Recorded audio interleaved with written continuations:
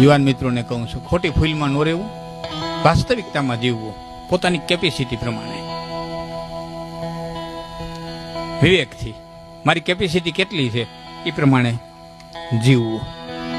એટલે ગામડાની કહેવત બહુ સારી છે, પછીડે એવડી હોડ કરવી, ખોટી ફૂલે ન રાખવી, ખોટી દેખા દેખીએ ન કરવી, ખોટું ઢેડાયું નહીં.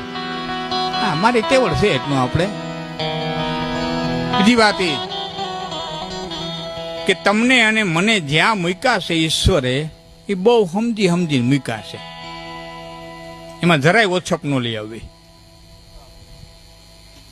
આગળનું વિચારવું, આગળનું મારે આગળ વધવું છે એ વિચારવું, પણ હું ગરીબ છું ને હું નાનો છું ને હું આમ છું ને હું તેમ છું ને કોઈ દી વિચારવું નહીં. આપણી લાયકાત પ્રમાણે આપણને. હવે મને પીએસઆઈ બનાવી દઉં, ક્યાં રેડ પાડું? હાલો કયો,